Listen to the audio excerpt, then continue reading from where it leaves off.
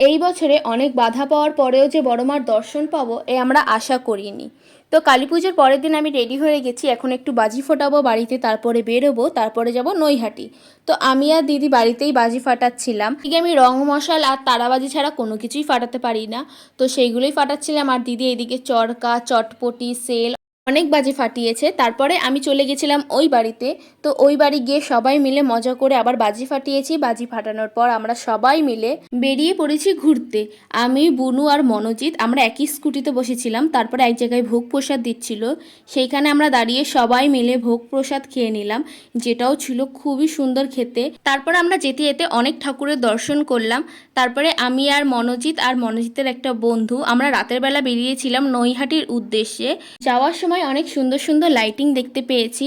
তো এইবার আমাদের 3 থেকে 4 বার প্ল্যান হয়েছিল নৈহাটি যাওয়ার, তারপরে অনেকবার ক্যান্সেল হয়েছে। ফেসবুকের একটা ভিডিও দেখেছিলাম, সেইখানে বলেছিল নৈহাটির মানুষজন ছাড়া নাকি বাইরে থেকে যারা আসবে তারা নাকি বড়মার দর্শন পাবে না।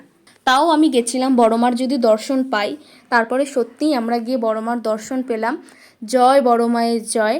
তারপরে বড় মার দর্শন করার পর আমরা অনেকগুলো ঠাকুর দেখে নিলাম, যেইগুলো করেছিল নৈহাটি স্টেশনের ওইখানেই। তো অনেক মাকে দেখেছি। তারপরে আমরা 3জন মিলেই চলে যাচ্ছি এখন বাড়ির দিকে। দেখা হচ্ছে নেক্সট ব্লগে। আজকের মতন টাটা।